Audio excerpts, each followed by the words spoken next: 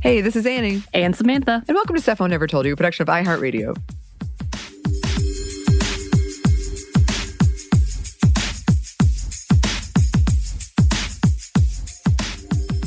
Yes, and welcome to another episode of Activists Around the World. And today we're gonna go to the oceans, Anney. We're going to pretend like it's warm and tropical here. Okay. When it's rainy and disgusting, right? Well, I guess it's finally kind of sunshining, but it's been rainy and disgusting in Atlanta the past few weeks. Yeah, weeks actually. So we're gonna go and travel the ocean, maybe. Okay. Actually, have you ever been sailing, Anney? I have been sailing. Yeah. Yes. Yes, I have. It was kind of a disastrous, which is probably no surprise. Because I went with some of my cousins who were from Florida. And so they knew what they were doing. I had never been, and I think I was like, 10 or something. And something wasn't attached correctly, and the big, you know what I'm talking about, pole thing. Any sailors who are listening are like gritting their teeth. I'm sorry, but it swung around and hit me in the head and knocked me in the water. That is only in comedies, and somehow it happened to you. Like, I see this, like, What About Bob classic, but I'm like, what? Of course. Well, I was going to ask, do you have any interest in continuing sailing or going sailing again? I have an interest. I wouldn't say it's a strong interest, but I have an interest. The university I went to had a program which was pretty cool, and I had some friends that did it, but it was one of those things where I was like, oh, that's cool. Maybe I'll do it one day. I think it was expensive, and so I was like, no. Probably. But that's what you do with adult money. Right, exactly. Like I guess that's like the limit of my motivation to do it. I'm interested in it, but then you show me like all the things that it requires, and I'm like, okay, never mind. Yeah, I actually had a good friend, Haley, who doesn't listen to the show, but good friend. And she actually took lessons the last year, and I think she's still taking lessons. Apparently, like fall and winter are actually great times to take lessons. I had no idea. And I'm like, we live in Atlanta. Where are you going? In Lake Lanier. Yes, the haunted Lake Lanier apparently has offerings.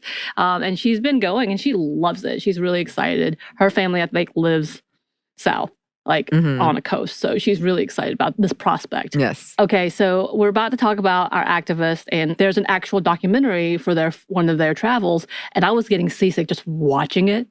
I was like, what is happening? But it was interesting, and they were having fun. And I was like, yeah, I can't do that. I can barely be on a boat. So this will not be my dreams.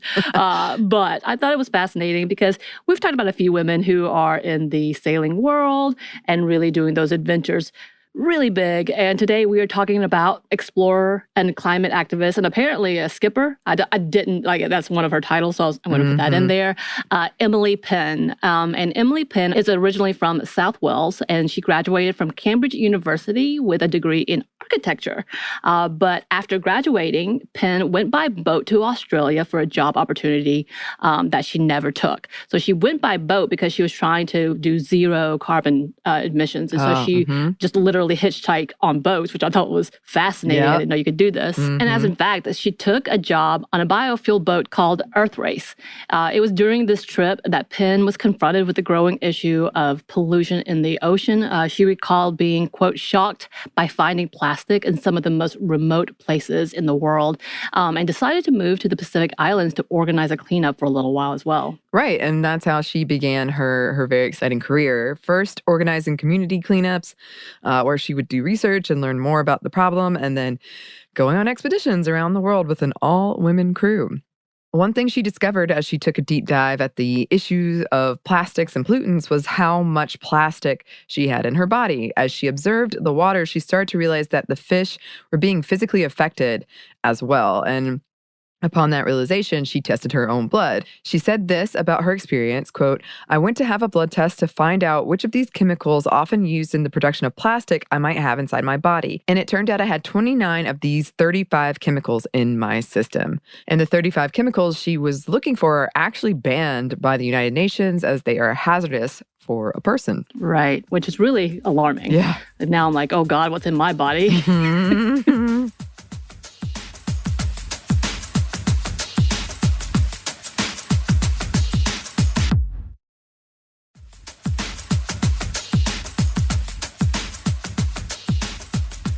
And in 2014, Penn co-founded Expedition, which is EXXPEDITION, which is an organization that is an, quote, all-female sailing research expeditions.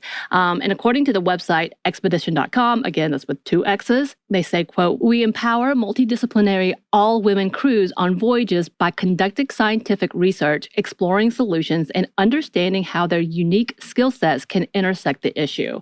Each expedition voyage is designed to encourage collaboration between crew members and community groups and to open conversations around women leadership, personal and environmental awareness, and cultural and societal shifts. And since starting, they've continued in their work. Again, from their website, it says, quote, founded in 2014, we have run expeditions all over the world. Previous scientific research has highlighted the endemic nature of microplastics within our ocean environments globally. Our focus now is to advance a better understanding of the plastic issue as a whole and to work with individuals and industries to pinpoint solutions and policy at a global level by addressing knowledge gaps and delivering evidence to inform effective solutions. And Penn talked about her experience on the initial voyage in 2014. She said, I realized the incredible power of bringing a diverse group of women together to do something extraordinary. People did question an all-women crew, but they weren't the people on the boat. At the very beginning, there were definitely some comments. Won't everyone just be at each other's throats? But at the beginning, I wasn't expecting the first all-women voyage to be different from the mixed voyages I had done. But the positive, supportive atmosphere on board completely surprised me. It was the magic of the dynamic, which is why we continued. Probably more chocolate consumed than ever before, though. Mm-hmm. Right. Apparently they keep a lot on boat because during the documentary I saw on Outside TV, they kept talking about the chocolate, like needing that chocolate. So, hey, they're ready with that chocolate. Mm-hmm. I would be a part of that. Mm-hmm. That's how they're going to get you on board. No. Then the seasickness hits. And Penn continued in an interview in People magazine, since the first voyage, I have also been blown away by how key the all-women aspect of these voyages has become. I started working off with mixed groups and it was great. We were productive, we got out there, but when I started working with women only, there was always a different atmosphere. There's this fast track of bonding, of connection between everybody, and perhaps more so because it's all women. And she has since added more programs to help with the pollution in the sea. In the same People magazine interview, she said, the more time I spend at sea, the more I realize the solutions to plastic pollution start on land. There's no silver bullet to solve the problem, but there are hundreds of ways to tackle it. A big challenge for many people is knowing where to start. And that's why I first developed the SHIFT methodology for people to understand the crux of a problem and weigh up where they have the biggest opportunity to make an impact. And SHIFT is a program Penn started in 2019. It is a digital tool that's designed to help people find their role in solving the world's most pressing issue. That's according to their site. And the platform allows you to choose how and where to, quote, create a shift from sea to source. It's a very interesting site if y'all want to check it out. And it's not surprising to see that her hard work has been noticed. In 2021, Penn was named one of People's Women Changing the World, and in the same year was honored with the British Empire Medal in the Queen's New Year's Honours, as in the Queen of England. She was awarded with the 2018 Houghton Medal of the Scientific Exploration Society, and in 2016 was given the Fitzroy Award at the year's Ocean Awards. Oh, and she was also the youngest and only female recipient of the RIA Yacht Master of the Year and the Sea Master of the Year. Wow. So there's that. Yeah, there is that. And when she was asked if she had any advice for young girls and women around the world, she said, chase your dreams. When we're young, we're full of ambition, but can sometimes get held back by other ideas in society. So be strong enough to set that aside and try and follow your heart. I say try because it's not actually as straightforward as it sounds. A lot of my philosophy towards life has actually been shaped by the time I've spent on the ocean. You're constantly out there reacting to what's around you.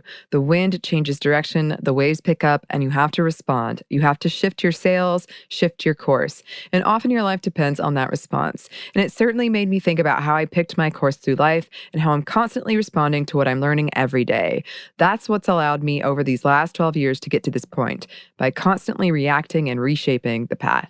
But yeah, she's been exploring throughout the world, has made treks across the oceans, and she has done some amazing work and brought in a lot of women to be a part of this work. You can go check them out on the expedition.com, EXXPEDITION, and you can see more about what they've been doing, how you can get involved. Annie, if you want to go sailing professionally, go for it. Oh, okay. There you go.